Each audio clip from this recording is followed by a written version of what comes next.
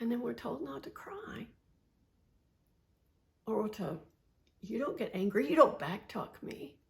And so our natural way of being gets squished and squished. And then we learn that who we are is not okay. Do you take responsibility for other people's feelings? Like when somebody gets mad, you automatically get mad back or get worried about what have I done and how do I make it right? If somebody cries, have I done anything? If somebody doesn't text you back, oh my gosh, what did I do wrong? What if it was not at all about you? What if we blame ourselves for other people's feelings because that was a coping strategy we used as a child to make sense of why the people we loved and were supposed to be taking care of us were projecting their pain onto us? The only thing we could figure out as little people, why the people that I loved and was supposed to be protected by were treating me in a way that was very unlike those roles. I turned that around and said, well, this must be happening because he must be mad. He must be treating me that way because of me. Because of something, because I'm bad, because something's wrong with me. That's the only thing that makes sense to a little person. But you see, that was never accurate. It was somebody else's pain. What's happening inside them that was thrown on our little vulnerable, innocent bodies to some degree or another. Why is that happening? Why is that happening? And then we're told not to cry. Or you don't get angry, you don't backtalk me. And so our natural way of being, that internal guidance system of mad, sad, glad, gets squished and squished. And then we learn that who we are is not okay. And that's not the truth either. It was never about us. But then we take that and we build this new sense of self, of everything we learned. We didn't come in with beliefs. Our mind was totally quiet. It still is, if you know how to look for it. But we started to learn, I'm a girl. I'm Donna Louise. Have you ever thought of who you were before you were given your name, before you learned, oh, that's who I am? Oh, that's my body?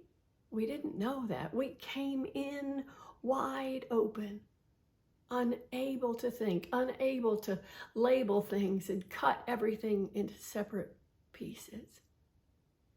So our personality, those thoughts in our head, were something that we learned. And if the people around us weren't teaching us what was true, oh, you're a bad girl. You're a bad boy. Good girls don't do that. And we're learning. We're learning our belief systems from our inherited belief systems, who learned that from inherited belief systems. And it's like that game of telephone. By the time it reaches the end of the circle, it is all messed up.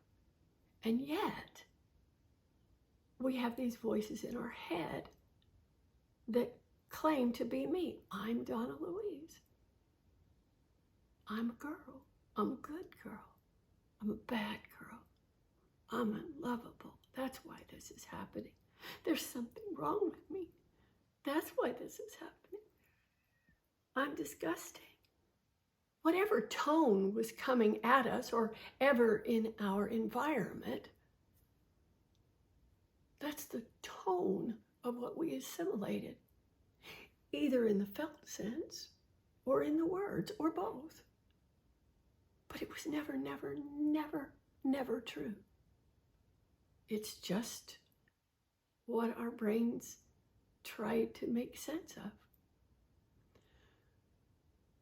Have you ever noticed when that thought comes, I don't like that you're actually the one that hears the thought, and then that thought leaves? Have you ever questioned when you have a thought, I don't like this, for example, and then it leaves? You're still there. The thought that said, that's the one you learned. That's the identity, the me, the voices in your head that we think are us. But what if they aren't? What if I'm the one listening to the thoughts, to the beliefs?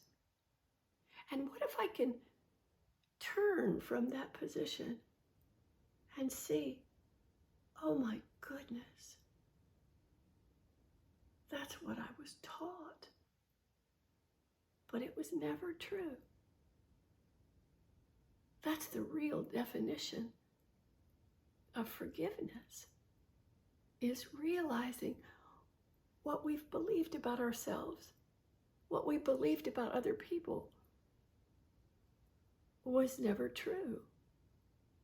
And when those beliefs start to be questioned and fall away, we get to realize we were never who we learned we were.